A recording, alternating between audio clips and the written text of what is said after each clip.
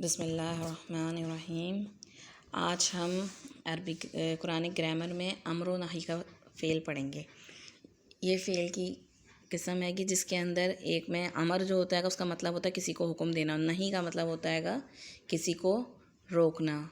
हम एक टर्म भी यूज़ करते हैं अमर बिल मारूफ़ व नही अनिल मुनकर, तो वो भी इससे कि नेकी का हुक्म देना, नहीं अनिल मुनकर और बुराई से रोकना। तो इसकी दो टाइप्स हमें वाहिद और जमा करके नज़र आएंगी अमर की, फ़ेल अमर की, जिसमें एक हम वाहिद का पढ़ेंगे और एक जमा, और इसी तरीके से नहीं फ़ेल नहीं की भी हम एक वाहिद पढ़ेंगे और एक जमा। ये मोस्टली और कॉमनली जो है अमूमन यही इस्तेमाल होते हैं दो। तो फर्स्ट वाला जो है हम पढ़ेंगे इफ़ अल। देखें सबसे पहला जो हमज़ा है उसके नीचे ज़ेर लग गया और लास्ट वर्ड जो है वो साकिन होगा।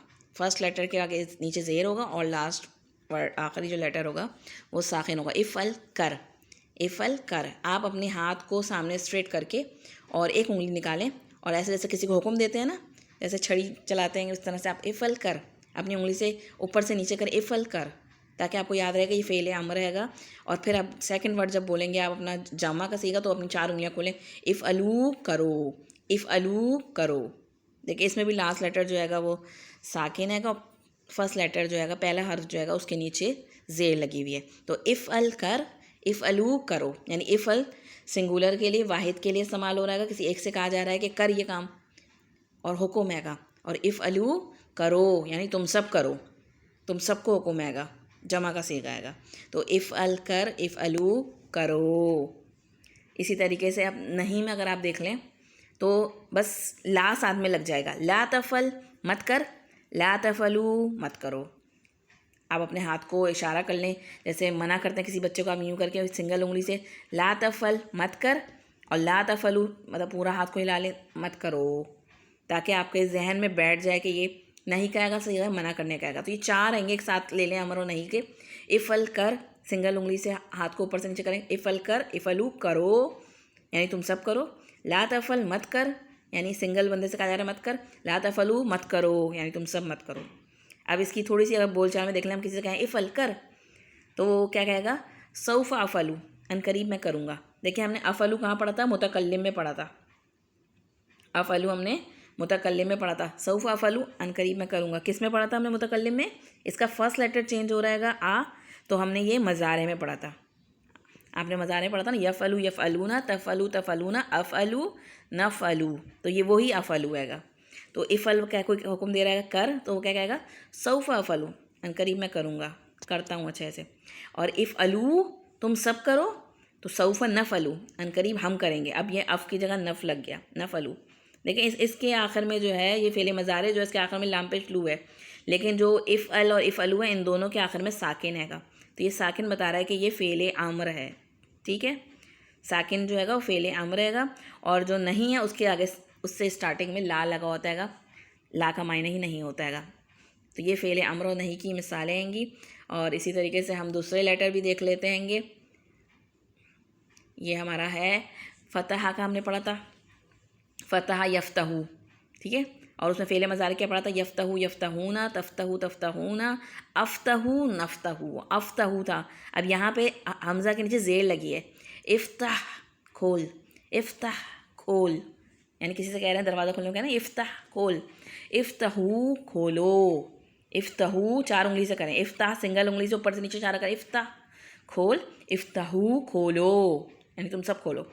और अपने हाथ को मना के इशारे से कर लें, ला तफ़्ताह मत खोल, ला तफ़्तहू मत खोलो, ला तफ़्ताह मत खोल, ला तफ़्तहू मत खोलो।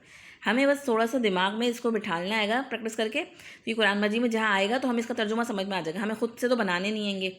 तो इसीलिए मेन बेसिक जो कुरान मजीद में यूज़ होते हैं वो ये, मतलब वाहिद जमा वाले हम वो निकाले हमने।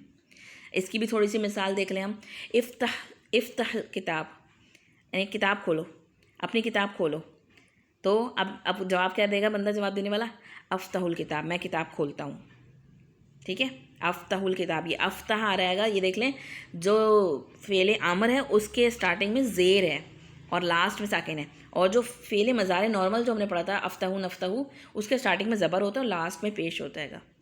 फिर इसी तरह इफ्ताहुल किताब, तुम सब किताब खोलो, तो नफ्ताहुल किताब, हम सब किताब खोलते हैं।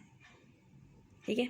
इसी तरीके से हम एक और देख लेते हैं कि जो हमने वर्ड पढ़ा था वो है जाला का लफ्ज़ पढ़ा था हमने, तो उसका हमने क्या पढ़ा था, यजलू, फ़ेले मज़ारे में यजलू, यजलूना, तजलू, तजलूना, अजलू, नजलू।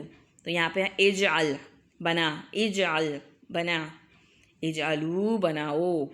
फिर वही मैं कहूँगी सिंगल उंगली से, पहले जो वाहिद का कर रहे हैं तो सिंगल उंगली से ऊपर से नीचे इशारा करें, जैसे किसी को ऑर्डर दे रहे हैं, इजअल बना, और फिर 4 उंगलियाँ खोल के इजअलू बनाओ।